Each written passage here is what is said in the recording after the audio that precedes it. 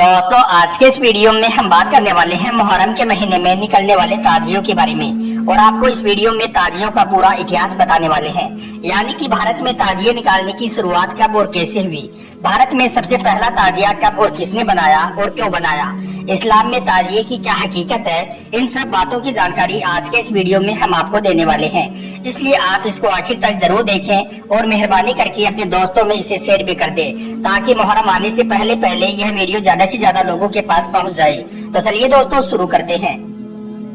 सन 1370 के आसपास की बात है। उस वक्त भारत में एक तैमूरलंग नाम के राजा की हुकूमत हुआ करती थी।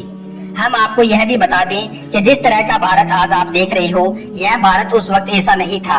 उस वक्त भारत एक बहुत बड़ा और विशाल देश था, क्योंकि उस वक्त भारत का बंटवारा नहीं हुआ था। अफगानिस्तान, पाकिस्तान, बांग्लादेश ये सब देश शामिल में ही थे और यही नहीं बल्कि जो दूसरे छोटे छोटे द्वीप थे वो भी सब भारत में शामिल थे। इस तरह से तैमूरलंग की जो हुकूमत थी वो दुनिया के एक बहुत बड़े हिस्से पर हुआ करती थी और हम जो आपको बताने वाले हैं यह वाकया उसी वक्त का है। तैमूरलंग एक तुर्की का रहने वाला बादशाह था। उसको हजरत इमाम हुसैन से बहुत ज्यादा मोहब्बत थी। इसी वजह से तैमूरलंग हर साल यानी कि जब भी मुहर्रम का महीना आता तो वो रोजाई इमाम हुसैन की जियारत करने के लिए इराक जाया करता था। चाहे वो दुनिया के किसी भी कोने में मौजूद क्यों ना हो, मगर मुहर्रम के महीने में वो इराक जरूर जाता था। यानी कि उस वक्त कोई भी ऐसा साल नहीं गुजरता था जिस साल वो मुहर्रम के महीने में रोजाई इमाम हुसैन की जियारत करने के लिए इराक ना गया हो। यानी कि तैमूरलंग हर साल हजरत इमाम हुसैन की मोहब्बत में इराक जाता और रोजाई इमाम हुसैन पर अकीदत पेश करता और ईसाले सवाब करता, यानी कि फातिहा खाने वगैरह करता और फिर वापस अपनी जगह पर आ जाता। तैमूरलंग का हर साल का यही दस्तूर बना हुआ था। मगर एक साल ऐसा हुआ कि तैमूरलंग को एक बहुत बड़ी बीमारी ने घेर लिया। यानी कि बादशाह को एक ऐसी बीमारी लग गई जिसकी वजह से वो चलने फिरने के काबिल भी नहीं रहा। बड़े बड़े हकीमों और तबीबों ने उसका इलाज किया मगर उसकी बीमारी का कोई भी इलाज ना हो सका। उसके बाद में जैसे ही मुहर्रम का महीना करीब आने लगा तो वो हजरत इमाम हुसैन की मोहब्बत में बेचैन होने लगा। उसकी रोजाई इमाम हुसैन की जियारत करने की ख्वाहिश बढ़ने लगी।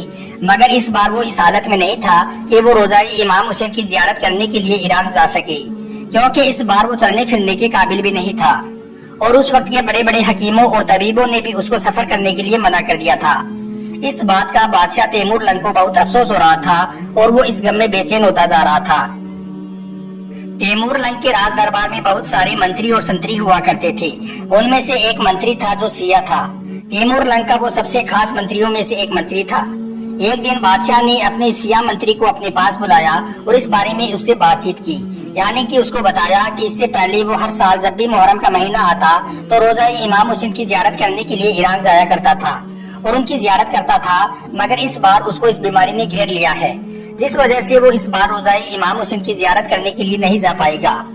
बादशाह तैमूरलंग ने अपने इस मंत्री से कहा कि वो कोई ऐसा रास्ता निकाले कि वो किसी भी तरह से रोजाई इमाम हुसैन की जियारत कर सके। दोस्तों यह सिया मंत्री तैमूरलंग का सबसे खास मंत्री था। इस वजह से वो किसी भी तरह से बादशाह को खुश करना चाहता था। इसके लिए उसने अपने सारी आवाम के बीच में इस बात का ऐलान कर दिया कि जो भी इमाम हुसैन की रोजे की शक्ल में यानी कि हूबहू मॉडल बनाकर लाएगा उसको बादशाह की तरफ से एक बहुत बड़ा इनाम दिया जाएगा। उसके बाद में उस जमाने में कई सारे जो कलाकार थे उन सब ने मिलकर रोजाई इमाम हुसैन का मॉडल बनाना शुरू कर दिया। उन्होंने बांस की लकड़ियों को जोड़ जोड़ कर रोजाई इमाम हुसैन के जैसा एक मॉडल बनाया और उसके बाद में उस पर खजूर के पत्ते और दूसरी चीजें जो उस जमाने में मिला करती थी उनको उस पर लगाया गया और इस तरह से उन्होंने रोजाई इमाम हुसैन जैसा एक मॉडल तैयार कर लिया जो कि हूबहू रोजाई इमाम हुसैन की तरह ही दिख रहा था।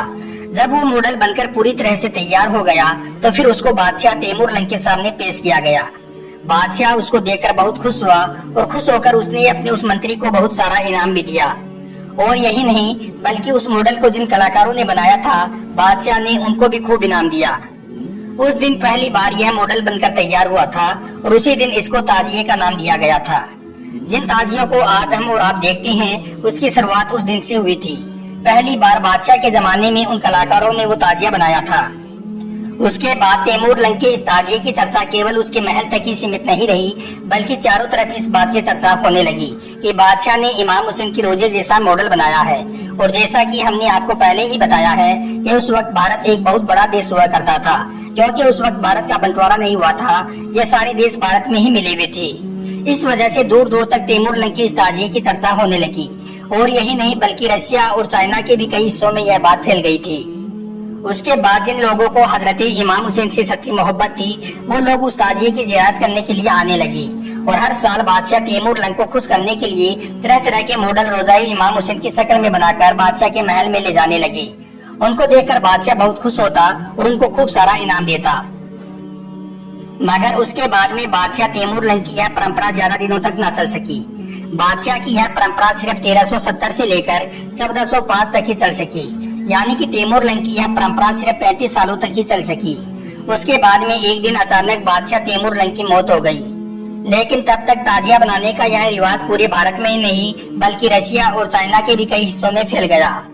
उसके बाद धीरे धीरे भारत का बंटवारा होने लगा। भारत, पाकिस्तान, बांग्लादेश, अफगानिस्तान ये सब देश अलग अलग हो गए, मगर यह परंपरा चलती रही। इसी वजह से इन देशों में आज भी कई जगहों पर ताजिया बनाकर निकाला जाता है।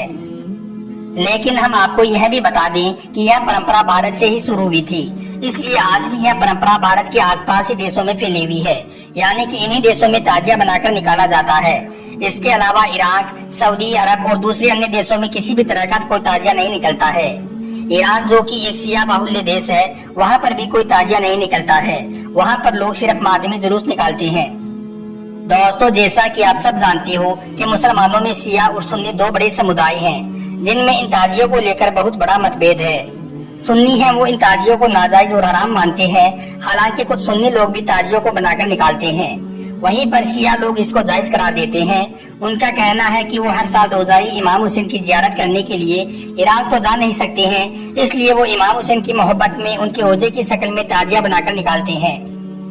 जबकि सुन्नी समुदाय के लोगों का ये कहना है कि ताजियों की दलील कुरान और हदीस में नहीं मिलती है, इसलिए इनको नहीं निकालना चाहिए। ताजिया बनाना और उनको निकालना इस्लाम में नाजायज है। और साथ ही साथ कुछ सुन्नी लोगों का यह भी कहना है कि अगर आपको ताजिया बनाकर निकालना ही है तो आप अदब के साथ इनको निकालें, इसको हजरत इमाम हुसैन की रोजे की शक्ल में ही आप बनाएं। मगर आजकल कुछ लोग ताजियों में जो खुराफातें कर रहे हैं वो बहुत गलत है। वो ताजिए को निकालते ही निकालते हैं, साथ में कुछ ऐसी अजीब अजीब चीजें भी निकालते हैं जो कि बहुत बड़े गुनाह का काम है। कुछ लोग हैं वो क्या करते हैं कि एक मटके के ऊपर काले रंग की चादर डाल देते हैं और उसको हजरत इमाम हुसैन के कटे हुए सर मुबारक की शक्ल देकर उसको चारों तरफ घुमाते हैं, जो कि बहुत गलत है। इसके अलावा कुछ लोग ताजियों के साथ गाड़ियों के ऊपर लाउड स्पीकर रखकर और नाच गानों के साथ ताजियों को निकालते हैं। और यही नहीं, कुछ लोग तो अजीब अजीब तरह की स्टंटबाजी भी करते हैं।